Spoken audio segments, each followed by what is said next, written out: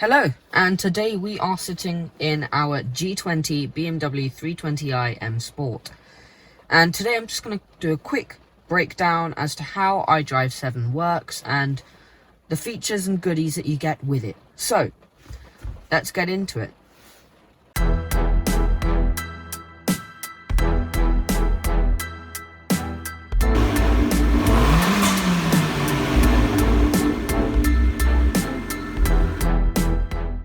So we begin like this. When you enter the vehicle, you have a welcome screen, and over here you have a wheel and dashboard from the lower end model. I believe that's the SE line. The M Sport gets its own M steering wheel. So let's begin. What do you get then? Well, I'm going to use the swivel pad to avoid confusion with the touchscreen, but there is touchscreen technology, and actually if you get the technology package you get gesture control, so I can simply wave my hand in the air and I can do different bits and bobs with it. But as I said, I'm going to use the swivel pad and press the home button. That brings me over here. Now actually this is quite useful. I can configure different widgets that I'd like to add. So let's say I wanted the radio to be the main thing. I can simply just hold it down. It will get to this screen here, configuring the widgets, and I can move different bits about. I can delete things, and it's really easy to add different things, and yeah, I like it. That's good. And once you're done with it, just click done, and you're all done. So the configuration is good. The color scheme is also pretty good. It changes depending on what mode you are in. There are 3 modes: Sport, Comfort, and Eco Pro. So come to Media, and you have your radio stations, which you can just scroll through quite simply there. And there are news channels which you can listen to, which I find really, really useful. You can also have Bluetooth audio, as well as screen mirroring and adding mobile devices for phone calls, etc.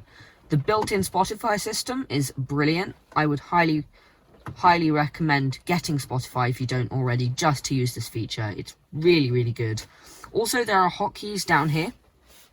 Let me angle the camera down so you can see that. So over here you can configure them to whatever you want to. All you need to do is hold it down depending on what you want to do. So let me show you that right now. So let's say I want to go to the radio, and I want to set History as my third hotkey.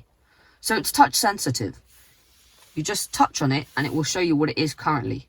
Currently number 3 is set as simply radio. If I hold down number 3, it resets it to History. So now let's say I go to the Spotify system and just hit number 3. Hit number 3. Hit number 3. Hit number 3. Hit number 3.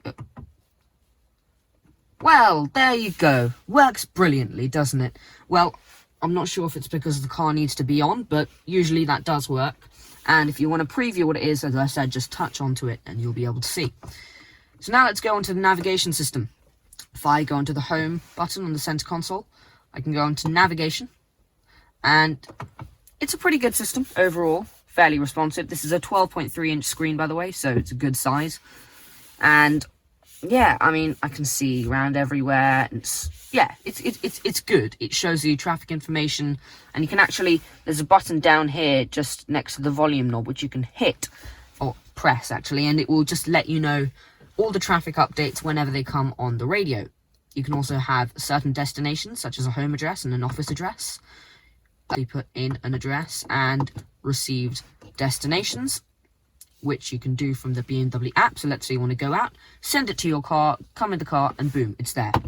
Let's talk about communication then. So you need to add mobile devices, and quite simply your contacts come up on the car, the telephone is here, and you have mobile devices and BMW assistants if you need any help from them. The car settings, well, this is where you can view driving information. You also have sport displays, such as your G meter and your power, etc. You can also have other settings. For instance, Exterior lighting, you can decide how long you want that to stay on for once you've left the vehicle.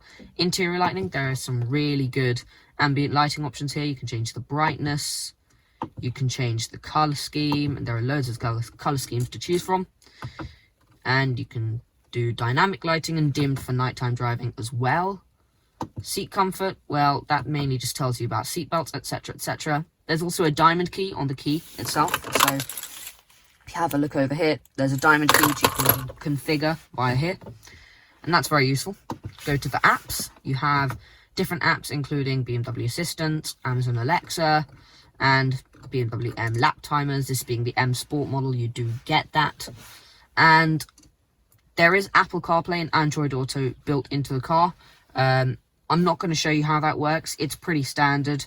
It takes up the whole screen, which is annoying for some people. Some people love it, but it is sometimes quite tricky to switch between the normal BMW iDrive and Apple CarPlay. And then, well, that's mainly everything you need to know about iDrive 7. There is also a voice control thing, which you can control via the steering wheel, or simply say, "Hey BMW, play History." History. And as you can hear, History plays on the radio. It's generally a reliable system. I'd say it's one of the better voice controls out there, but it's not perfect. It's not flawless. But overall, it's as I said, a pretty decent system. Now, that's mainly everything on the iDrive 7. Trying to think. I don't think I missed out on many things. This is what I was using earlier on, the swivel pad. You can also write letters onto it, which is quite cool. You have these haptic control buttons down here with a home, a media, and a map, as well as a navigation, comm, and the apps button over there. Down here you have your different driving modes, and as I said, the screen changes with that. And you've got the parking assist over here, the engine start stop function, and traction control. And yeah, it's overall, as I said, great system, easy to use. The color contrast on the navigation system is a little bit dodgy. I think it'd be better if they had a better contrast, but yeah, you know what? Yeah. It's good. It comes with a load of standard features. You can upgrade it depending on the packages that you get, but as standard, you'd be more than happy with the system. My favorite features got to be the swivel pad down here that you can use, as well as the touchscreen ability. It's a really bright screen as well, with really good responsiveness. Few downside, as I said, the color contrast can be a bit dodgy at times, and the Apple CarPlay system is very hard to snap out of if you want to go back to the iDrive 7. Well, that's it then. I hope you enjoyed this video. I hope you found it informative. If you did, please do consider subscribing and liking the video. And thank you very much for watching. I'll see you again soon. Goodbye.